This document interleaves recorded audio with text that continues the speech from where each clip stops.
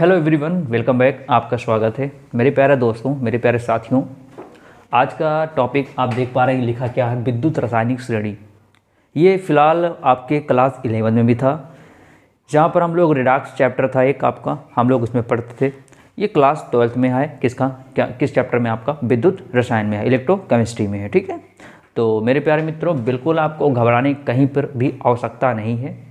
आप देख सकते हो, लिखा तो बहुत कुछ है। आप सोच रहे हो कि सर क्या क्या लिख दिया गया है, तो बिल्कुल आप पेशेंस रखिए, बस शुरू से लेकर अंत तक पूरा वीडियो देखिएगा। आपका ये टॉपिक बिल्कुल मक्खन हो जाना है, कहीं पर किसी प्रकार की समस्या नहीं आएगी, ये विश्वास आप मेरे पर करके देखिए। ठीक है, जो जो पॉइंट टू पॉइंट समझाता जाऊंगा आप मन में सेट करते जाइएगा। ठीक है, मैं थोड़ी देर के लिए हट जाऊंगा, आप इसकी क्वालिटियां बढ़ा के एक बार इसका स्क्रीनशॉट ले लीजिएगा, ताकि केवल आप देखते रहिए और उसको बाद में स्क्रीनशॉट रहेगा आपके पास, आप उसको अपने नोट्स में लिख सकते हैं। ठीक है, तो बिना देरी करते हुए हम लोग स्टार्ट करते हैं। और अभी तक अगर आप लोग चैनल से नहीं जुड़े हों तो चैनल को सब्सक्राइब करके आप चैनल से जुड़ जाइए। ठीक है, और बेल आइकन को दबाना मत भूला करिए, कारण ताकि जो भी वीडियो बनाया जाए आप तक पहुँच सके। ठीक, तो देखो टॉपिक क्या है आपका, विद्युत रासायनिक श्रेणी।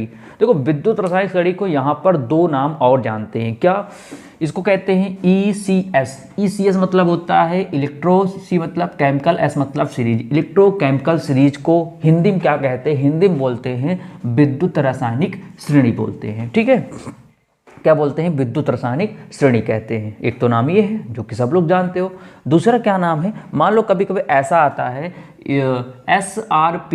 S मतलब स्टैंडर्ड, R मतलब रिडक्शन, P मतलब पोटेंशियल, S मतलब सीरीज। इसको बोलते हैं हिंदी मानक अपचयन विभव श्रेणी। तो मान लो कभी कभी ऐसा होता है एग्जाम में ना, अच्छा लॉन्ग क्वेश्चन है ये, मतलब 8 नंबर में आने वाला ये प्रश्न है आपका, और सबसे इंपॉर्टेंट भी है देखा जाए तो। ठीक है ना, तो ध्यान से समझते रहिएगा प्यारे मित्रों। ठीक है, मानक अपचयन विभव श्रेणी इसको कहते हैं। ठीक है, अब ये भाषा भी हम लोग नहीं समझते हैं, क्या चीज़ कहा जा रहा है। अब पहली बात ये समझते हैं हम लोग, आखिरकार कौन कौन से एलिमेंट, कौन कौन से तत्व आते हैं किसके अंतर्गत, विद्युत रासायनिक श्रेणी। हम लोग आखिरकार उस सीरीज को क्या नाम दें, कैसे जानेंगे वो कौन सीरीज है। ठीक है, तो देखो यहाँ पर लिखा गया है LIKCANAMGALZNCRFECDNISNHCUIAGHGBRCLAU और लास्ट में क्या है, F है। ये जितने भी एलिमेंट यहाँ पर आपको दिख रहे हैं, यही इसी क्या बोलते हैं हम लोग, विद्युत रासायनिक श्रेणी बोलते हैं। इसे क्या बोलते हैं हम लोग, विद्युत रासायनिक श्रेणी कहते हैं। यहाँ तक तो बात समझ में आया। ठीक है, यानी जितने भी एलिमेंट दिख रहे हैं ये विद्युत रासायनिक श्रेणी के अंतर्गत आते हैं। अब इन्हें याद कैसे करोगे, मतलब जैसे कहीं पर आपसे कोई टीचर पूछ लिया, क्या मुझे इलेक्ट्रोकेमिकल सीरीज बता सकते हैं कौन कौन से एलिमेंट आते हैं, अब आपको याद तो कर नहीं पाओगे इस तरह। तो इसका एक छोटा सा सिस्टम है, एक छोटा सा ट्रिक है, छोटा सा इसका एक मतलब बिल्कुल छोटा सा एक ट्रिक है जो आप लोग याद कर सकते हो कहीं नहीं। देखो LI से हो गया लीना, का से हो गया के, सी से का, NA से हो गया ना लीना के काना, लीना के काना, MG से मांगे, लीना के काना मांगे, क्या लीना के काना मांगे। AL से आल, ZN से जन, आल जन, CR से कर, FE से फिर, कर फिर, CD से कूद, NI से नहीं, SN से सुन। ठीक है, लीना के काना मांगे, मेरे साथ बोलिए, लीना के काना मांगे, फिर उसके बाद आल जन, आल जन, आल से AL, जन से ZN, Z मतलब ज, N ना से क्या N। ठीक है, ZN। ठीक है, कर फिर कूद नहीं, कर फिर कूद नहीं, S से है, CU से कुआं, I से इला, AG से आज, है कुआं इला आज, है कुआं इला आज। ठीक है, लास्ट में क्या है, देखो सब लोग जानते हो क्या, SG से होता है पारा, SG क्या होता है, पारा होता है, सभी जानते हो। SG पारा, BR से ब्रेड, CL से कल, AU से सोना, F से फिर। कहो सर क्या है, आप एक बार दो बार से पढ़िए बस, देखिए आपको याद हो जाएगा बिल्कुल। क्या है, लीना के काना मांगे, लीना के काना मांगे, आलजन, कर फिर कूद नहीं सुन, कर फिर कूद नहीं सुन, है कुआं इला आज, है कुआं इला आज, पारा ब्रेड कल सोना फिर। आप इसको ऐसे ऐसे इतने डिवाइड कर लीजिए। लीना के काना मांगे, ये हो गया, क्या मांगे, लीना के काना मांगे आलजन, ये हो गया। फिर कर फिर कूद नहीं सुन, ये हो गया, इसका इतना हो गया। फिर है कुआं ईला आज, ये इतना हो गया। फिर ये बन गया एक पैराग्राफ ही, समझो एक प्रकार का, समझे ना। लीना के काना मांगे आलजन, कर फिर कूद नहीं सुन, ठीक है कुआं इला आज। फिर उसके बाद पारा ब्रेड कल सोना। फिर आप एक बार दो बार प्रैक्टिस करोगे आपको बिल्कुल याद हो जाएगा, ठीक है। इतनी बात समझ में आया। अब देखो होता क्या है दुनिया ध्यान से, ये जहां पर H लिखा गया हाइड्रोजन, ये जो हाइड्रोजन होता है ना, इसका जो ई नॉट मतलब होता है इलेक्ट्रोड पोटेंशियल, इसका जो ई नॉट का मान होता है, देखो H का बीचों में लिखा है ना H का यहाँ पर, तो इसका जो H का होता है क्या, इलेक्ट्रोड पोटेंशियल जो होता है वो क्या होता है, 0 वोल्ट होता है। कितना होता है, 0 वोल्ट, ठीक है। और H के जब ऊपर चलते हैं, तो यहाँ पर क्या होता है, माइनस होता है। क्या होता है, यहाँ पर माइनस हो रहा है। और जब H के नीचे आ रहे हैं तो सभी का मान कैसा होता जाएगा, धनात्मक होता जाएगा, यानी क्या, पॉजिटिव होता जाएगा, ठीक है। क्या होता जाए, पॉजिटिव होता जाएगा। मतलब क्या, मतलब यहाँ से ध्यान रखिएगा अच्छे से, मतलब यहाँ से ये जो माइनस वाला है, यहाँ पर कहने का मतलब ये है, ये क्या कर रहा है, यहाँ पर हो क्या रहा, माइनस हो रहा है। इसका मतलब क्या हो रहा है, यहाँ पर क्या हो रहा है, इसका मतलब यहाँ पर ऑक्सीडेशन हो रहा है। क्या हो रहा है, यहाँ पर ऑक्सीडेशन हो रहा है। जब कभी भी ऑक्सीडेशन होता है तो इस ऊपर वाले को हम लोग कहते क्या हैं, इस ऊपर वाले को नाम देते हैं एनोड का। क्या नाम देते हैं, एनोड का। बात समझ में आया। फिर से रिलैक्स हो जाइए एकदम से, क्या कि H के जो ऊपर वाला है इसका ऑक्सीडेशन हो रहा है, क्योंकि माइनस है तो ऑक्सीडेशन हो रहा है। जब ऑक्सीडेशन होता है तो इन सब को क्या हम नाम देते हैं, यहाँ से एनोड। क्या नाम देंगे, एनोड नाम देंगे, ठीक है। बात समझ में आया। और ध्यान दीजिए, और जिनका ध्यान दीजिएगा अच्छे से, और H के नीचे आप देख रहे हो प्लस, प्लस मतलब क्या हो रहा है, रिडक्शन हो रहा है। क्या हो रहा है, रिडक्शन। और जब क्या होता है, जब रिडक्शन होता है, क्या होता है, रिडक्शन होता है। तो जब रिडक्शन होता है तब इसको क्या नाम देते हैं, इसको देते हैं कैथोड। क्या नाम देते हैं, इसको कैथोड देते हैं, ठीक है। अब अगर मैं आपसे एक नंबर का क्वेश्चन पूछूं कि Cr और Cu में कौन सा कैथोड है, कौन सा एनोड है, मतलब कौन से इलेक्ट्रोड कैथोड है, कौन से इलेक्ट्रोड एनोड है, ठीक है। तो आप कहोगे सर Cr, H के ऊपर Cr है तो इसका मतलब इसका ऑक्सीडेशन हो रहा है, सर ये एनोड है। इस छड़ को, इसके इलेक्ट्रोड को हम लोग क्या बोलेंगे, एनोड बोलेंगे। बात क्लियर है। और अगर H के नीचे देखो सर, Cu तो H के नीचे है, इसका मतलब इसका क्या हो रहा, रिडक्शन हो रहा। जब रिडक्शन होता है तो हम इसको बोलते हैं क्या, कैथोड बोलते हैं। क्या बोलते हैं, कैथोड बोलते हैं। क्या इतनी बातें समझ में आ गई, अब तो पहचान लोगे। अब तो दो, कोई भी दो, अगर चलो मैं आपको कॉपर दे दूँ, मैं कह दूँ क्या कॉपर और क्या एल्युमिनियम, कॉपर क्या है, एल्युमिनियम क्या है, कैसे पहचानोगे। तो आप कहोगे सर कॉपर H के नीचे है तो जो क्या है, कैथोड है, यानी रिडक्शन हो रहा है। एल्युमिनियम क्या है, H के ऊपर है, जिसका क्या हो रहा है, ऑक्सीजन, जो क्या है, एनोड का काम करेगा। बात क्लियर। तो क्या एक कॉन्सेप्ट समझ में आया, ठीक है। अब आप देख पा रहे हो, क्या देखोगे, इनकी विद्युत रसायन श्रेणी की आखिरकार परिभाषा क्या होती है, ठीक है। तो परिभाषा को समझने से पहले कुछ चीज़ें यहाँ पर लिखी गई हैं, लाजवाब तरीके से लिखी गई हैं। आप इसको देखिए और हम इसको समझाते हैं, आप अच्छे से समझने का प्रयास कीजिए। तो मेरे प्यारे मित्रों, आपको किसी प्रकार की घबराने की आवश्यकता नहीं है, ठीक है। हम आपके साथ हैं, आप हमारे साथ दीजिए। आपको एक एक पॉइंट टू पॉइंट, एक एक चीज़ें आपके मन में समझाने का मेरा ये वादा है आपसे, ठीक है। इस वादे को आप भी निभाइए कि आप जो कुछ बताया जाए आप अच्छे से उसकी मेहनत करिए। तो ठीक है, स्टार्ट किया जाए। क्या है आपका लिखा, क्या है, इलेक्ट्रोड विभव। मित्रों, इलेक्ट्रोड विभव हम लोग समझते हैं। यहाँ पर इलेक्ट्रोड विभव होता क्या है आखिरकार, ठीक है। इलेक्ट्रोड तो जानते हैं, एक प्रकार की छड़ को हम लोग इलेक्ट्रोड कहते हैं। आखिरकार इलेक्ट्रोड विभव क्या है, ठीक है। और मैं लास्ट में बताऊंगा आपको कि विद्युत रसायन श्रेणी में क्या क्या स्टेप, कैसे कैसे आपको लिखना है, तब जाके आपको 8 नंबर यहाँ पर मिलने वाला है, ठीक है। तो इलेक्ट्रोड विभव है क्या, देखिए बड़ा मजा आने वाला प्यारे मित्रों। बिल्कुल आप लोग मेरे प्यारे साथियों, घबराने की आवश्यकता नहीं है, ठीक है। वीडियो लंबा जा सकता है लेकिन आपको समझ में आना भी तो चाहिए, है कि नहीं। मायने ये रखता, आपको आना चाहिए, ठीक है। क्या लिखा है, इलेक्ट्रोड विभव। देखो क्या है, किसी इलेक्ट्रोड की इलेक्ट्रॉन त्यागने अथवा ग्रहण करने, क्या लिखा है यहाँ पर, किसी भी इलेक्ट्रोड की इलेक्ट्रॉन त्यागने अथवा ग्रहण करने की जो प्रवृत्ति होती है, ठीक है, यानी कोई इलेक्ट्रोड है वो इलेक्ट्रॉन को ग्रहण कर रहा है, इलेक्ट्रॉन का दान कर रहा है, उसकी जो प्रवृत्ति होती है, उसकी जो क्षमता होती है, वही क्या कहलाता है, इलेक्ट्रोड विभव कहलाता है। बात समझ में आया?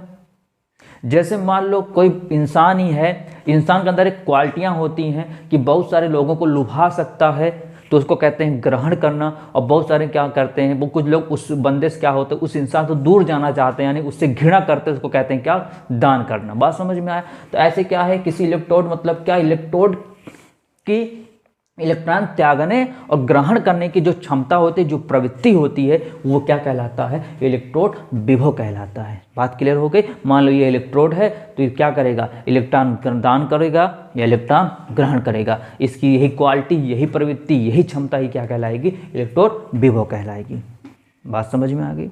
अब आगे क्वेश्चन ये बनता है कि इलेक्ट्रोड विभव किन किन कारकों पर निर्भर करता है। तो लिखा गया, देखो साफ क्या लिखा है, इलेक्ट्रोड विभव किन किन कारकों पर करता है। तो देखो यहाँ लिखा निम्न कारक पर ये क्या करता है, निर्भर करता है। ठीक है, इलेक्ट्रोड विभव किन किन कारकों पर निर्भर करता है। तो देखो यहाँ पर पहली बात, इलेक्ट्रोड विभव धातु की प्रकृति पर निर्भर करता है। इसका मतलब क्या है, धातु की प्रकृति मतलब धातु क्या है।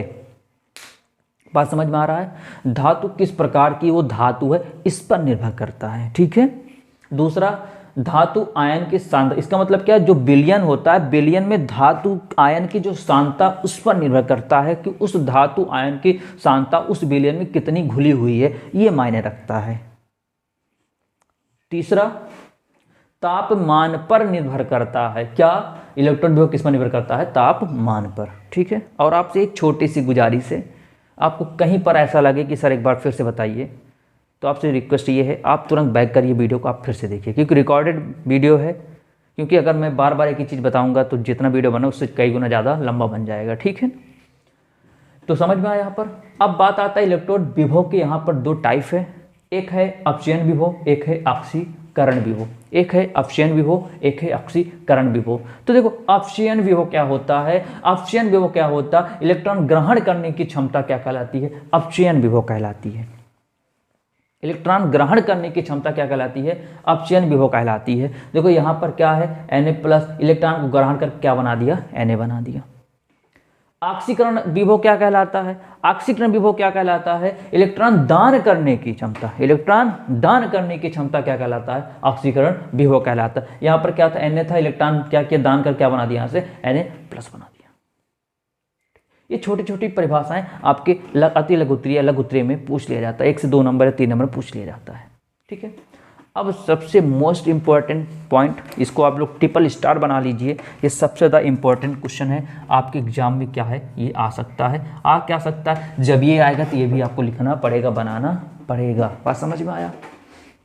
ये अलग से भी दे सकता है, ये अलग से भी दे सकता है कि मानक इलेक्ट्रोड विभव समझाइए या सचित्र वर्णन कीजिए या इस पर टिप्पणी लिखिए या क्या होता है। बस समझ में आया?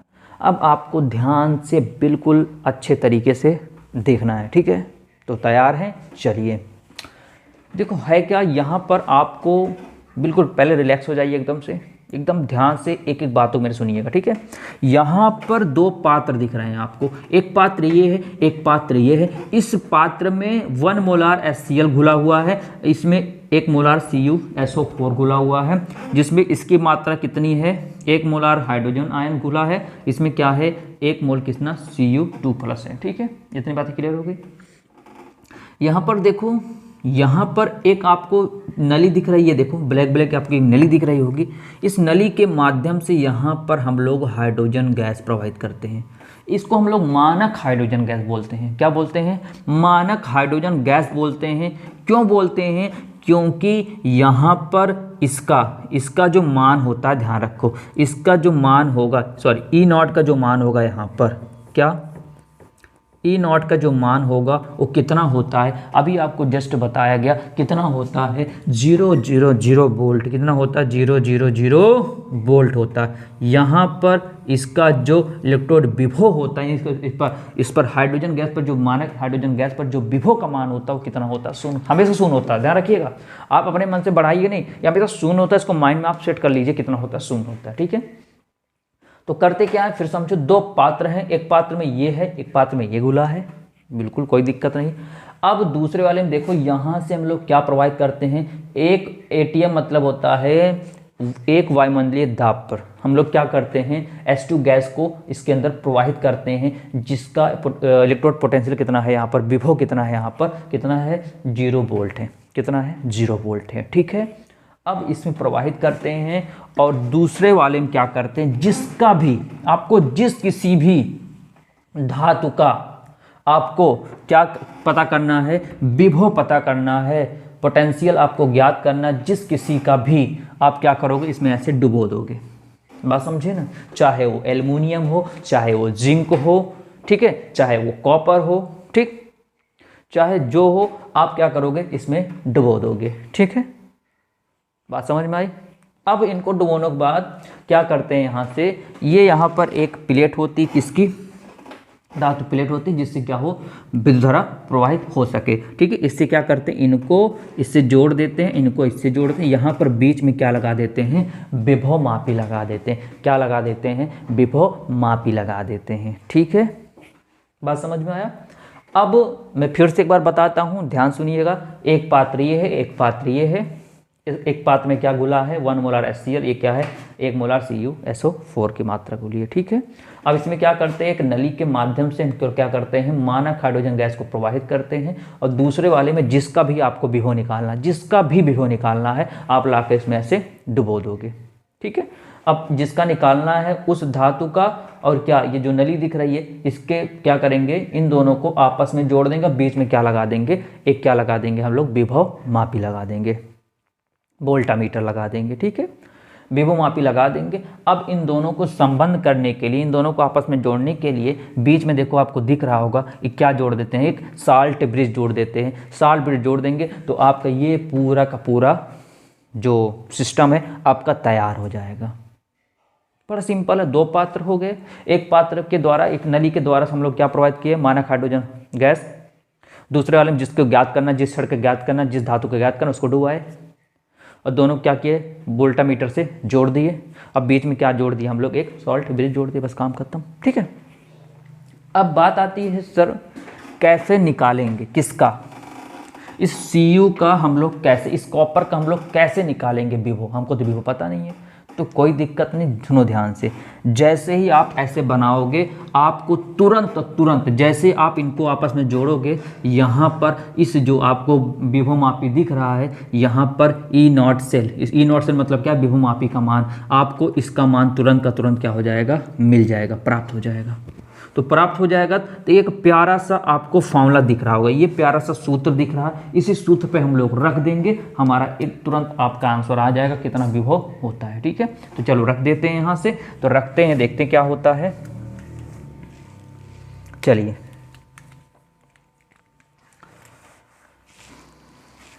एक मिनट, चलिए यहाँ से देखो E0 सेल का मान कितना है, 0.34 इक्वल टू, देखो E0 C, यही तो निकालना है। देखो ये क्या है, C है कैथोड, देखो प्लस वाला जो होता है कैथोड होता है, माइनस वाला क्या होता है, एनोड होता है, ठीक है। तो प्लस वाला कैथोड है, तो इसी को निकालना है। E0 C मतलब हो गया कैथोड, कैथोड का इलेक्ट्रोड पोटेंशियल निकालना है, ठीक है।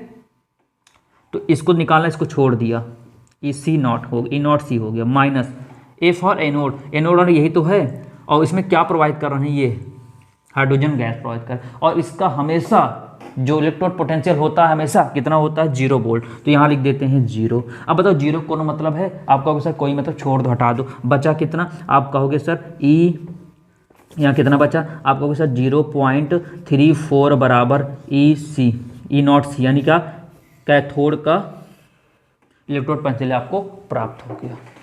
क्या समझ में नहीं आया? अरे भाई क्या किए, कुछ नहीं किया गया है, जैसे आप इनका निर्माण करोगे ना, वैसे आपको यहाँ पर एक मान पता चल जाएगा, बस इसी सूत्र में रख देना है। इसका मान ये है, हमने यहाँ रखा, जिसको आपको ज्ञात करना है, यहाँ पर ये आपको क्या करना पड़ेगा, जो भी लगाओगे, जो भी छड़ रखोगे, यहाँ पर ज्ञात करना पड़ेगा, ठीक है। तो यहाँ पर Cu क्या है, यहाँ पर कैथोड, क्योंकि प्लस से किसका काम करेगा, कैथोड का काम करेगा। अब बताओ कैथोड, तो इसका क्या, ECC मतलब कैथोड हो गया, A मतलब एनोड, इसका निकाला, इसको हमने छोड़ दिया, फिर माइनस लगाया। देखो ए फॉर एनोड, एनोड कौन सा है यहाँ पर, हाइड्रोजन है, जिसका मान कितना होता है 0, हमने 0 रख दिया। अब इसका कोई मतलब नहीं, ये हमारा इसका मान निकल आया। अब अगर आपसे कोई पूछता है कि मानक इलेक्ट्रोड विभव की सहायता से क्या आप किसी धातु का विभव निकाल सकते हो, आप कहोगे सर बिल्कुल निकाल सकते हैं, कोई परेशानी नहीं आएगी, कोई आपत्ति नहीं आएगी। क्यों नहीं आएगी? क्योंकि सर हमको फॉर्मूला पता है। क्या पता है? E naught cell equal to E naught cathode minus E naught anode. उसके बाद क्या बताओगे? सर जैसे ही हम इस चित्र का परिपथ हम लोग तैयार करेंगे वैसे ही हमको यहाँ पर विभव मापी में क्या प्राप्त हो जाएगा, ई नॉट सेल की वैल्यू प्राप्त हो जाएगी। यहाँ पर रख देंगे, अब पक्षांतर कर देंगे, जो आएगा हमारा वही आंसर आ जाएगा। बात समझ में आ गई ना? चित्र बना लोगे, दो पात्र हैं, एक नली के माध्यम से हम लोग क्या कर, ये देखो ये एक प्लेट होती है जिससे क्या विद्युत धारा प्रोवाइड की जा सके, ठीक है ना, मतलब उत्पन्न हो सके, ठीक है। ये माइनस काम, ये क्या है आपका प्लस है, बीच में क्या जोड़ते हैं, विभव मापी जोड़ते हैं, ये बीच में क्या सॉल्ट ब्रेसिंग को जोड़ देते हैं, ठीक है। जैसे जोड़ा, यहाँ पर ई नॉट सेल की वैल्यू प्राप्त हो जाएगा, ठीक। बात समझ में? अब ऐसे ही निष्कर्ष के आधार पर आप देख सकते हो यहाँ पर काफ़ी आपको मेटल काफ़ी एलिमेंट, धातु दोनों भी हो सकता है भाई, इसमें है कि नहीं, इसमें काफ़ी एलिमेंट का क्या लिखा गया है, क्या लिखा गया अभी तो जस्ट बताया, इलेक्ट्रोड विभव का मान लिखा गया है, ठीक है। बात समझ में? आप देखो इसका मान देखो, ई सी किसका निकाले, देखो ई सी कैथोड, यहाँ पर कैथोड का काम कौन कर रहा है, आप कहोगे सर कैथोड का काम कौन कर रहा है, सी कर रहा है, कॉपर कर रहा है, और कॉपर का सर विभव मान कितना आया, आप कहोगे सर 0.34। आप देखो मैच करो, यहाँ पर कहीं 0.34 मिलेगा सी का, सी कहाँ गया भाई, सी हो गया क्या, ये देखो सी दिखा साफ सी क्वालिटी बढ़ा लो थोड़ा देखने के लिए, ठीक है ना, एक बार सी क्या है, प्लस 0.34 मिला ना। तो ऐसे ही ये यहाँ पर लिखे गए हैं। अब आप ऐसा मत सर ये सब पूरा निकाल कर बताइए, अरे मेरे प्यारे मित्रों ऐसा नहीं, पूरा नहीं निकालना आपको हो सकता है, आपको जो लगे, जो मेन में लग रहा है कि हाँ इससे समझ, जो मेन में लग रहा है आप उसको याद कर लो बस। ये तो मेथड आपको बताया गया कि मानक इलेक्ट्रोड विभव होता क्या, कैसे हम लोग प्रयोग करते हैं, बस। बात समझ में आया? ऐसा नहीं कि सर पूरा निकालिए, नहीं।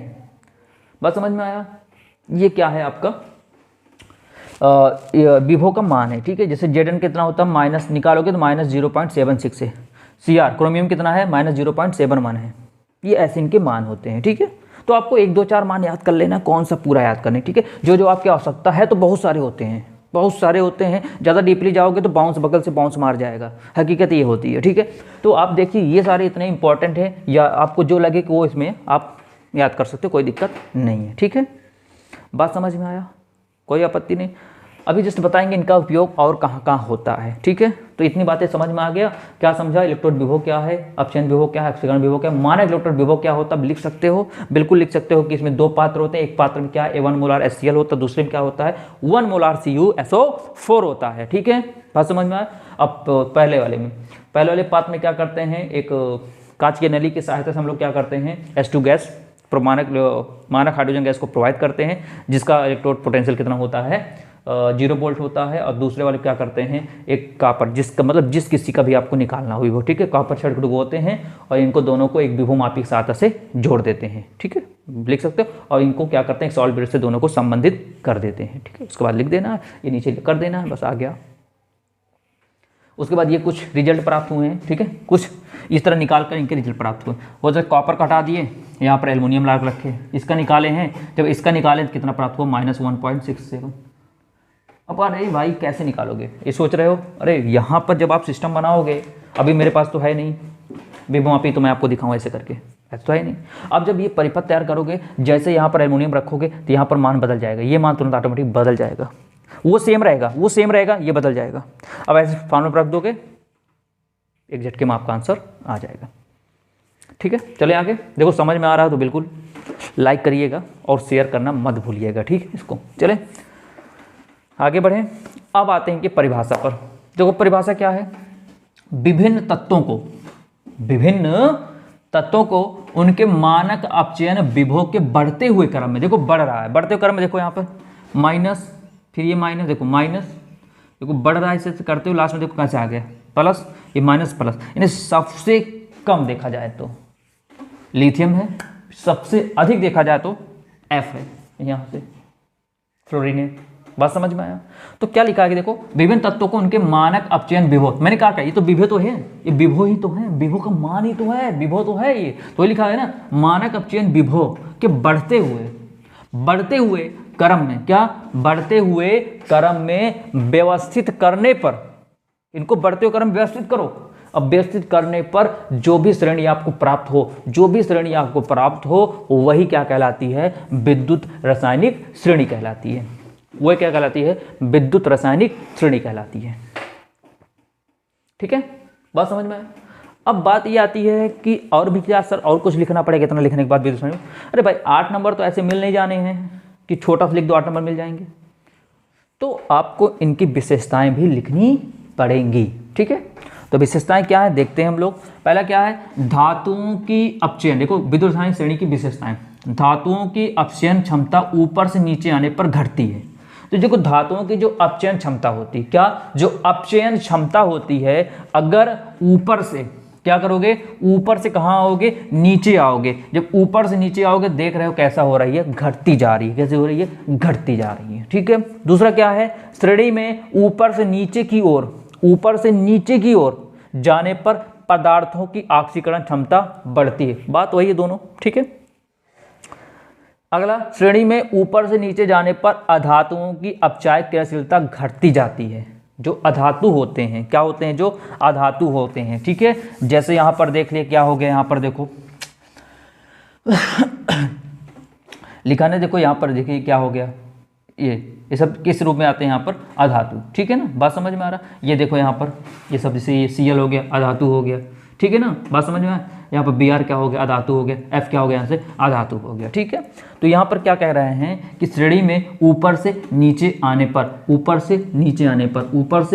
मेरा हाथ को देखिए, निधे देखिए, ऊपर से नीचे आने पर जो अधातु होती उनकी अपचायक क्रियाशीलता घटती जाती है। अपचायक क्रियाशीलता क्या होती, घटती जाती है। जैसे एक ठो लिखा गया है यहाँ पर, एक नंबर पूछ सकता है बहुविकल्पीय में कि क्रियाशीलता क्रम होगा, ये दे देगा, एक ठो और दे देगा, ऐसा दे देगा। आपको ये पता है क्या, आयोडीन, ये Br फिर Cl, सबसे ज़्यादा किसकी होती है यहाँ पर, I होती है। ठीक, सबसे कम किसका हो जाता है, Cl का। ये दे सकता है, आप इसको टिक लगा सकते हैं। ठीक, छोटी सी चीज़ें हैं, आप पढ़ लिए हो, वही चीज़ बताया गया। आप देख रहे हो नीचे प्लस, ऊपर जा रहे हो ऑक्सीजन हो जाए, नीचे क्या हो रहा है, आपका रिडक्शन हो रहा है। ठीक है, बात वही है। अब बात आती है विद्युत रासायनिक श्रेणी के अनुप्रयोग, इसको भी लिखना पड़ेगा। तो अनुप्रयोग क्या होता है, तो मेरे प्यारे मित्रों, मेरे प्यारे साथियों, ध्यान से मेरी बातों को समझिएगा। गैल्वेनिक सेलों का ईएमएफ ज्ञात करना। पहली बात, विद्युत रासायनिक श्रेणी के प्रयोग से हम लोग क्या करते हैं, ध्यान दीजिएगा, हम लोग क्या करते हैं, जो गैल्वेनिक सेलों का ईएमएफ ज्ञात करते हैं। क्या करते हैं, जो गैल्वेनिक सेल होते हैं, क्या होते हैं, जो गैल्वेनिक सेल होते हैं, उसका हम लोग विद्युत वाहक बल, ईएमएफ मतलब होता है विद्युत वाहक बल, हम लोग क्या करते हैं, इलेक्ट्रोमोटिव फोर्स इसको बोला जाता है। ठीक है, विद्युत वाहक बल हम लोग क्या करते हैं, ज्ञात करते हैं। आप कहोगे सर कैसे ज्ञात करते हैं, तो बिल्कुल टेंशन मत लो, आप ध्यान से मेरी बातों को समझो। मैं आप एक तो छोटा सा मैं आपको चित्र बना के समझाता हूँ कैसे ज्ञात करते हैं। ठीक है, देखो ध्यान से, एक यहाँ पर हम पात्र लेते हैं, क्या लेते हैं, एक छोटा सा पात्र लेते हैं, क्या लेते हैं, एक छोटा सा पात्र लेते हैं। इस पात्र में एक हम लोग विलयन ले लेते हैं, किसका विलयन ले लेते हैं, NaCl का, क्या लेते हैं, सोडियम क्लोराइड का, NaCl का। ठीक है, क्या ले लिया, NaCl का। अब आपको जिसका भी, जो भी सेल आपको बनाना है, उस सेल का क्या ज्ञात करना है, आपको ईएमएफ ज्ञात करना है। आपको कोई ऐसे दो एलिमेंट लेना है, ऐसे दो इलेक्ट्रॉन लेना है जो कि अलग अलग हो, सेम नहीं, अलग अलग हो। ठीक है, दो क्या हो, अलग अलग हो, सेम नहीं होना चाहिए। सेम मतलब क्या, जैसे मैंने कॉपर ले लिया तो अगला मैं एल्युमिनियम ले लूंगा, या मैंने सोना ले लिया तो अगला क्या ले लूंगा, चांदी ले लूंगा, इस तरह सेम नहीं होना। ठीक है, क्या करूंगा, इसको हम इसी पात्र में डुबो देंगे। ठीक है, जैसे आप लोग देखा होगा गांव में जो छोटे थे तो गोबर गैस बनाते थे ना, गोबर गैस प्लांट बनाते, तो गोबर का, तो गोबर नहीं मायने रखता था, मायने रखता है क्या, वो धातु मायने रखती है, वो इलेक्ट्रॉन मायने रखता है। बस समझ में आया। वो लोग देखा होगा नींबू के माध्यम से बनाते थे, यानी नींबू के माध्यम से विद्युत उत्पन्न करते थे। तो ये क्या है आपका, हमने क्या किया, NaCl लिया। अब इसमें क्या किया, मान लो हमने क्या किया, दो अलग अलग धातु ले लिया, मतलब दो अलग अलग हमने क्या लिया, एलिमेंट ले लिया, तत्व ले लिया। कौन सा, दो इलेक्ट्रोड ले लिया। एक इलेक्ट्रोड क्या ले लिया, यहाँ से इसको मान लो, यहाँ से हमने क्या लिया, कॉपर ले लिया, यहाँ से क्या ले लिया, एल्यूमिनियम ले लिया, इसको क्या ले लिया, एल्यूमिनियम, यहाँ से क्या ले लिया हमने, कॉपर ले लिया, यहाँ से क्या ले लिया, एल्यूमिनियम। मैं बता रहा हूँ गैल्वेनिक सेल को गैल्वेनिक सेल का कैसे इमेज ज्ञात करते हैं, ठीक है। ये सब क्या गैल्वेनिक सेल होती हैं, ठीक है। ये क्या है, एक पात लिया, एक कॉपर और एल्यूमिनियम, इसके माध्यम से हम लोग क्या बनाने वाले हैं, गैल्वेनिक सेल बना रहे, ठीक है। अब इसका आपको मान लो बन गया, अब इसका क्या बनाना, आपको ज्ञात करना है, ईएमएफ ज्ञात करना है। तो कुछ नहीं, सबसे पहले देखो कौन सा एनोड है, कौन सा कैथोड है, एकदम पहले देखो आप कौन सा एनोड कैसे, आप मुझे बता सकते हो सीयू क्या है, कैथोड क्या एनोड है। आप कहोगे सर सीयू, एच के नीचे सीयू है जिसका रिडक्शन हो रहा है, क्या कैथोड है, ये क्या है आपका कैथोड है। तो इसको हम लोग क्या लिख देते हैं यहाँ से, CaTHOD, ये क्या हो गया, कैथोड हो गया। जी बिल्कुल हो गया, ठीक है। अच्छा आगे आपको सर एल्युमिनियम, क्या एल्युमिनियम, एल्युमिनियम क्या है बता दीजिए। आपको सर एच के ऊपर एल्युमिनियम आता है, इसका मतलब क्या है, इसका ऑक्सीडेशन हो, इसका मतलब क्या है, एनोड है, क्या है आपका ये एनोड है, क्या है आपका ये एनोड है। इनको आपस में क्या किया हमने, इसे जोड़ दिया, ठीक है। चलिए अब कुछ नहीं, एक छोटा सा फॉर्मूला होता है, ये फॉर्मूला यहाँ लिखे हुए हैं, देखो ये फॉर्मूला लिखे हैं, हमने लिख देते हैं यहाँ से, क्या लिखते हैं यहाँ से, ई नॉट सेल बराबर EC माइनस EAE। हमने वही छोटा सूत्र लिखा, क्या लिखा, ई नॉट सेल बराबर E0C माइनस E0A, C मतलब कैथोड, A मतलब एनोड हो गया। आप ध्यान रखिएगा यहाँ से इसका मान नहीं, यहाँ पर इलेक्ट्रॉन सेल मतलब इसी सेल का, ये देखो गैल्वेनिक सेल हमने जो सेल बनाया है इसका मतलब इसका मान निकालना है, ना कि आपको कैथोड का मान निकालना, ना कि आपको एनोड का मान निकालना है। आप कहोगे सर जब कैथोड एनोड का मान निकाल ही नहीं, कैसे हमको पता चलेगा। अरे भाई साहब यहाँ देखिए, ये देखिए, यही तो मैंने अभी जस्ट बताया, यहाँ पर भी इसका अनुप्रयोग, यहाँ पर इसका एप्लीकेशन, यहाँ पर इसका यूज होता है। आप देखो कैथोड क्या है, यहाँ पर Cu है, दोनों Cu वाला मान कहाँ दिखा आपको, Cu कहीं दिखा सर, बिल्कुल दिखा, क्या दिखा, ये दिखा Cu, तो रख दीजिए यहाँ से, बात समझे। C मतलब होता है कैथोड, कैथोड यहाँ पर कौन है, कॉपर है कि एल्युमिनियम, कहोगे सर कॉपर है, तो कॉपर में देखो यहाँ पर सीरीज में देखो मान कितना है कॉपर का, आप कहोगे सर इतना है, तो रख देते हैं, तो यहाँ से रखते हैं कितना, तो E0 सेल बराबर 0.34, फिर क्या लगा, माइनस, तो माइनस लगा दो, चलो हमने माइनस लगा दिया। अब A फॉर एनोड, एनोड कौन सा, एल्युमिनियम, एल्युमिनियम देखो जल्दी से एल्युमिनियम, अरे सर कहोगे अरे सर ये मिल गया एल्युमिनियम, मिल गया ना, कितना, -1.67 मिल गया। अब इनको जोड़ देते हैं, देखते हैं क्या आता है। E0 सेल बराबर 0.34 माइनस प्लस 1.67, ठीक। एक बार देख लेते हैं कहीं कट तो नहीं रहा नीचे से, तब तक आप इसका एक बार स्क्रीनशॉट ले लीजिए अच्छे से, ठीक, क्वालिटी बढ़ा लीजिए और इसका एक बार स्क्रीनशॉट ले लीजिए, ठीक। हाँ ये कट रहा है, ठीक है, एक मिनट, नीचे से कट रहा है, इसको हम थोड़ा मिटा देते हैं, ठीक है। चलिए नीचे से कट रहा है, इसको मिटा देते हैं, ठीक है। चलिए ये लिखा रहेगा, इसको मिटा देते हैं, ठीक। तो यहाँ पर मैं आपको बताता हूँ, इसको हटा दीजिए, कहाँ पर स्पेस से दिखा आपको, इसको यहाँ बता देते हैं, ठीक है, इसी वक्त यहाँ पर। तो E0 सेल बराबर, ये तो बहुत बड़ा लिख दिया सेल, क्या हमने, तो E0 सेल बराबर E0 cathode minus E0 anode. चलो देखते भी, अब ध्यान रखना यहाँ पर ना इसका मान निकालना, इसका मान निकालना है, क्यों, क्योंकि हम लोग मानक इलेक्ट्रोड विभव के माध्यम नहीं निकाल रहे हैं, हमको क्या निकालना है, गैल्वेनिक सेल, हमको सेल का निकालना, हमको क्या निकालना, हमको सेल को निकालना है, सेल का, और सेल यही तो है, ये लिखा है सेल, ये लिखा है सेल, इसी निकालना है, ठीक है। तो लिखते हैं E0 सेल बराबर, चलो इसका मान देखो, C मतलब कैथोड, देखो इनमें कैथोड को दोनों में कौन सा, आपका सर कॉपर, आपका सर कॉपर कैथोड है, तो देखो कॉपर का मान कहाँ है, सीरीज में। अब बात समझ सीरीज का काम कितना ज़्यादा यूजफुल है। तो Cu कहाँ दिखा आपको, Cu दिखा कहीं पर, बिल्कुल दिखा सर, ये दिखा, इसका मान कितना है 0.34 माइनस, ठीक है। अब यहाँ से ध्यान रखिएगा, चले आगे, अब देखो क्या है यहाँ पर, देखो A फॉर क्या होता है, एनोड, क्या होता है, A फॉर एनोड होता है, ठीक है। तो एनोड कौन काम कर रहा है यहाँ पर, एल्युमिनियम है, ठीक है। तो एल्युमिनियम का है यहाँ पर -1.67। देखो कुछ नहीं करना है, H के जो ऊपर वाला उसका ऑक्सीडेशन हो रहा है तो एनोड का होगा, H के जो नीचे वाला होगा, जो रेड में H है ना, हाइड्रोजन नीचे वाला होगा उसका रिडक्शन हो रहा है, इसका मतलब ये कैथोड है। बस जाहिर सी बात है, तो यानी वो माइनस और ये क्या है आपका प्लस है, बस काम खत्म। जिसका ऑक्सीडेशन हो वो हमेशा क्या कहलाएगा, एनोड कहलाएगा, जिसका रिडक्शन हो वो हमेशा क्या कहलाएगा, कैथोड कहलाएगा। बस काम खत्म। अब इनको जोड़ो जल्दी से। तो ई नॉट सेल बराबर 0.34 प्लस 1.67, ठीक है। तो ई नॉट सेल बराबर, इनको जोड़ देते हैं, कितना आ जाएगा, 7 4 11, ठीक है, 6 3 9 9 1 10, ठीक है, यहाँ पर 1 1 2, आपको ये प्राप्त हुआ वोल्ट, ये वोल्ट है, ठीक है। देखो 7 4 11, एक आया, 6 3 9 1 10, एक आया, 1 1 2, 2.01 वोल्ट। बस यानी ये जो आपका गैल्वेनिक सेल होता है इसका कितना एम्पियर है आपका, वो सॉरी कितना वोल्ट आपको प्राप्त हुआ, 2.01 का वोल्ट प्राप्त हुआ सेल का। तो क्या बात, अब तो आप निकाल लोगे, किसी भी कोई भी दो ले लेना, यहाँ से कोई भी दो ले लो, यहाँ पर रख दो। अब रखने के बाद आपको वही देखना, कैथोड एनोड देखना, मान देखना, बस इसी फॉर्मूले में रख देना, आपका मान आ जाएगा। समझ में आया। अच्छा दूसरा क्या है, दूसरा देखो एनोड और कैथोड का अनुमान।